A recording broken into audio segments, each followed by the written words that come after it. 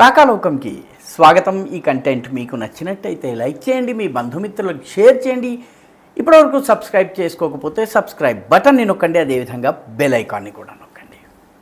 మిత్రులారా, మధ్యాహ్నం చేసినటువంటి వీడియోలో ఒక కీలకమైన అంశాన్ని నేను వీడియో యొక్క చిట్ట భాగంలో ప్రస్తావించాను. అదేంటంటే పాకిస్తాన్ యొక్క director general of military operations, అంటే పాకిస్తాన్ ఆర్మీలో ఆర్మీ చీఫ్ తర్వాత అందరికన్నా ముఖ్యమైనటువంటి నాయకుడు.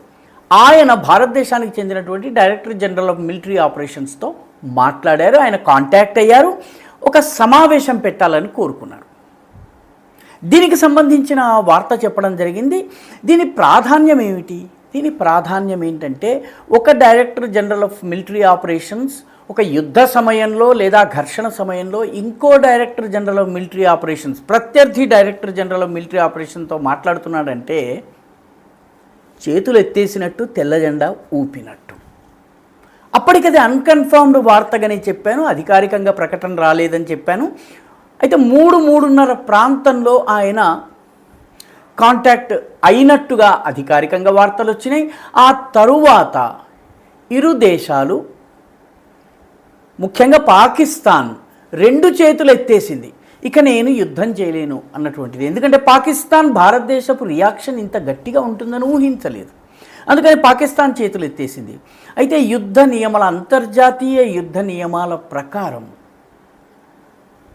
ఒక డీజీఎంఓ ఇంకో డీజీఎంఓతో చేతులు ఎత్తేసి మాట్లాడిన తర్వాత కూర్చుని మాట్లాడటం ఉంటుంది. దీన్ని సీజ్ ఫైర్గా ఇప్పుడే ప్రకటించలేదు, దీన్ని స్టాపేజ్ ఆఫ్ ఫైర్ అన్నారు. స్టాపేజ్ ఆఫ్ ఫైర్ అంటే ప్రస్తుతానికి మిలిటరీ ఆపరేషన్స్ ఆపుతారు, కాల్పులు ఆపుతారు. ఇందులో పాకిస్తాన్ ఉల్లంఘిస్తే భారత్ జవాబు చెప్పేందుకు సదా సర్వదా సన్నద్ధంగా ఉంటుంది. కాబట్టి దీనిలో గమనించవలసిన విషయం ఏంటంటే, పాకిస్తాన్ చేతులు ఎత్తేసింది. ఎందుకు చేతులు ఎత్తేసింది? పాకిస్తాన్ పహల్గాం సంఘటన చేసిన తర్వాత భారతదేశం ఏం చేస్తుందో చూద్దాం, బాలాకోట్ కన్నా ఇంకా కొంచెం ఏదన్నా చేస్తుందేమో అనుకున్నది. కానీ భారతదేశం యొక్క రెస్పాన్స్ ఏదైతే ఉందో అది డిస్ప్రపోర్షనేట్గా ఉంది. అంటే ఊహించిన దానికన్నా చాలా ఎక్కువ ఉంది. పాకిస్తాన్ ఏదో ఒకటి చేసి హడావిడి చేద్దామని ప్రయత్నించి డ్రోన్లతోటి, విమానాలతో దాడి చేయబోయింది. భయంకరంగా భంగపాటుకు గురైంది. పాకిస్తాన్ యొక్క air defence system, Pakistani radar systems, Pakistani విమానాలు, పాకిస్తానీ డ్రోన్లు, పాకిస్తానీ ఎయిర్ బేసెస్, ఎక్కడ పడితే అక్కడ ఇష్టారాజ్యంగా భారత్ దాడి చేసింది. దీనితోటి పాకిస్తాన్ యొక్క వైమానిక దళం కదలలేని, మెదల్లేని పరిస్థితి వచ్చేసింది. దీంతో పాకిస్తాన్కి ఈ పరిస్థితి నుంచి ఎలా బయటపడాలి? అటు ఇంటర్నేషనల్ మానిటరీ ఫండ్ నుంచి, డొనాల్డ్ ట్రంప్ వైపు నుంచి కూడాను, ముఖ్యంగా అంతర్జాతీయ సంస్థల నుంచి కూడా ఒత్తిడి వస్తున్నది. యుద్ధం ఉన్న సమయంలో మేము నిధులను ఇవ్వలేము, టోకెన్గా ఒక నిధిని ఇస్తామని చెప్పారు, కానీ మిగతా పెద్ద ఎత్తున నిధులు ఇవ్వలేదు. కాబట్టి అమెరికా తక్షణము, పాకిస్తాన్ తక్షణం అమెరికాను ఆశ్రయించి ఉంటుంది, పాదాలు పట్టుకుని ఉంటుంది. డొనాల్డ్ ట్రంప్ టిపికల్ పాలిటీషియన్ కాబట్టి ఈ క్రెడిట్ ఏదో తాను కొట్టేద్దామని చెప్పేసి దాదాపు 4-4:30 గంటల సమయంలో ఒక ట్వీట్ని వదిలేసేశారు. నేను మాట్లాడిన తర్వాత ఇండియా, పాకిస్తాన్ ఇద్దరు కూడాను సీజ్ ఫైర్ చేసేయాలని చెప్పేసి అంగీకరించారు. మొట్టమొదటిది సీజ్ ఫైర్ కాదు, stoppage of fire.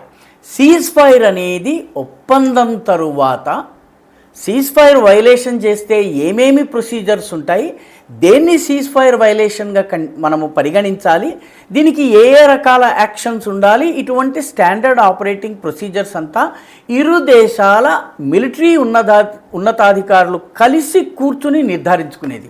Donald Trump చెబితే భారతదేశం చెయ్యలేదు. భారత ప్రభుత్వం ఈ విషయాన్ని చాలా స్పష్టంగా చెప్పింది. భారత ప్రభుత్వ విదేశ వ్యవహారాల శాఖ ఏదైతే ఉందో ఆ శాఖ చాలా స్పష్టంగా ప్రెస్ బ్రీఫింగ్లో చెప్పింది ఏంటంటే, ఇది అమెరికా చెప్పడం వల్ల చేయలేదు, పాకిస్తానీ డీజీఎంఓ మాకు కాల్ చేసిన కారణంగా మేము నిర్ణయించుకుని చేశాము. ఇందులో గమనించాల్సినటువంటి కొన్ని విషయాలు ఉన్నాయి. మొట్టమొదటిది, సింధు జలాల ఒప్పందము అబేయన్స్లోనే ఉండబోతోంది. ఆ నీటిని విడుదల చేసే విషయంలో కానీ, ఆ నీటిని ఆపే విషయంలో కానీ పాకిస్తాన్కి ముందస్తు సూచన ఇచ్చే బాధ్యత భారత్ మీద లేదు. ఈ ఒప్పందాన్ని పునఃసమీక్షించాలన్నటువంటి డిమాండ్ మారలేదు. అదేవిధంగా వాగా అటారీ బార్డర్ ఏదైతే ఉందో ఆ బార్డర్ని తెరుస్తాము, ఇరు దేశాల ప్రజల రాకపోకలు, సరకు రవాణా జరుగుతుంది. దీనికి సంబంధించినటువంటి ఎలాంటి ఒప్పందం లేదు. పాకిస్తాన్తో ఆర్థిక లావాదేవీల విషయంలో ఎటువంటి మినహాయింపు ఉండదు, ఎటువంటి సడలింపు ఉండదు. ఏం జరిగింది ఇప్పుడు? భారత్ కొడుతున్న దెబ్బలకి అబ్బా అబ్బా అని పాకిస్తాన్ సొమ్మసిల్లి పడిపోయింది. కాస్త ఈ దెబ్బల నుంచి తప్పించుకునేందుకు రెండు చేతులు జోడించి, రెండు చేతులు పైకెత్తి సరెండర్ సరెండర్ అని చెప్పి పాకిస్తాన్ అరిచి గీపెట్టింది. డీజీఎంఓ, పాకిస్తాన్ డీజీఎంఓ ముందు మనల్ని కాంటాక్ట్ చేశారు, మన డీజీఎంఓని. ఎందుకంటే ఇరు దేశాల డీజీఎంఓల మధ్య ఒక హాట్లైన్ ఉంటుంది, దాని ద్వారా వాడు మాట్లాడుకుంటూ ఉంటారు. యుద్ధం జరుగుతున్నప్పటి సమయంలో కూడా మీరు ఇలా చేశారు, మీరు ఇలా చేయటం తప్పు, ఇది ఈ నియమాలకు తప్పు, ఈ రకంగా మాట్లాడుకునేందుకు ఈ హాట్లైన్ ఉంటుంది. ఇరు దేశాల డీజీఎం, ఈ రకంగా చైనాకి సంబంధించినటువంటి మిలిటరీ అధికారులతోటి కూడా మనకి హాట్లైన్ ఉంటుంది. అన్ని దేశాలకు సంబంధించిన వాళ్ళతోటి ఈ రకమైనటువంటి హాట్లైన్ ఉంటుంది. పాకిస్తాన్ డీజీఎంఓ తోటి చాలా సందర్భాలు కార్గిల్ యుద్ధ సమయంలో కూడాను హాట్లైన్లో మాట్లాడుకున్నటువంటి సందర్భాలు ఉన్నాయి. నిజానికి ప్రధానమంత్రుల స్థాయిలో కూడా సంభాషణలు జరుగుతూ ఉంటాయి. భారత ప్రధానమంత్రికి పాకిస్తాన్ ప్రధానమంత్రి ఫోన్ చేసే ప్రయత్నం చేశారు కార్గిల్ యుద్ధ సమయంలో.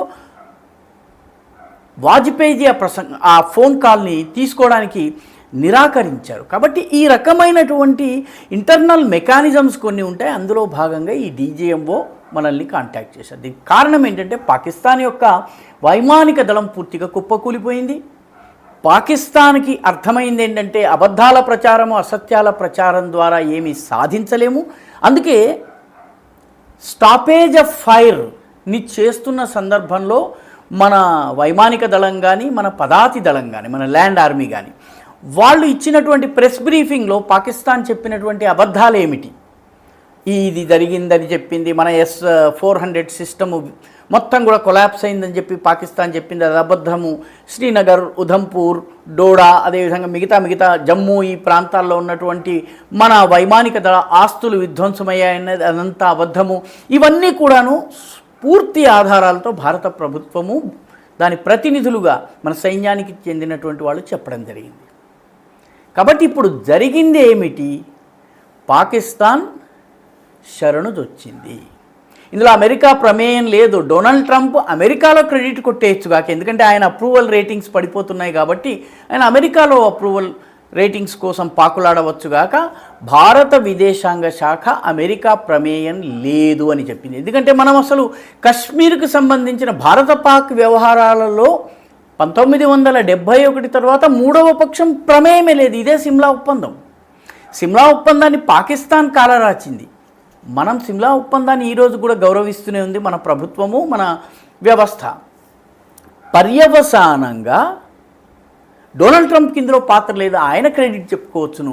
రెండవది పాకిస్తాన్ సరెండర్ అయింది. 12వ తారీఖున సమావేశమవుతారు. ఒక దఫాలుగా సమావేశం జరుగుతుంది. 2-3 విడతలుగా సమావేశాలు జరిగిన తర్వాత సీజ్ ఫైర్ ఒప్పందం జరుగుతుంది. అప్పటి వరకు భారత సైన్యం పూర్తి అలర్ట్లో ఉంటుంది. ఏ మాత్రము ఉల్లంఘించిన పాకిస్తాన్ పచ్చడి కావడం తథ్యము. ఇది అర్థం చేసుకోవాలి. చాలామందికి యుద్ధం ఆగిపోయిందే అని చెప్పి ఒక రకమైనటువంటి నిరాశ కూడా వస్తుంది. ఎందుకంటే సినిమా మధ్యలో కరెంటు పోయినట్టుగా ఉంది చాలామందికి. సరిహద్దుల్లో నివసించే సర్వసాధారణ ప్రజానీకం యొక్క కష్ట నష్టాలని కూడా దృష్టిలో పెట్టుకున్నట్లయితే యుద్ధం ఏ రోజు మంచిది కాదు. పాకిస్తాన్కి గుణపాఠం చెప్పడం కోసం మనం చేయవలసింది చేశాము. పాకిస్తాన్ 2 చేతులు ఎత్తి తెల్లదండా చూపిస్తున్నది కాబట్టి పాకిస్తాన్కి భారత్ సత్తా ఏమిటో తెలిసింది. ఉగ్రవాదము మళ్ళీ గనక చేసినట్లయితే పాకిస్తాన్కి ఇంకా కఠినమైన శిక్ష రాబోతుంది. ఎందుకంటే ఈ డోస్ సరిపోదు, ఇంతకన్నా ఎక్కువ డోస్ ఇవ్వాలి.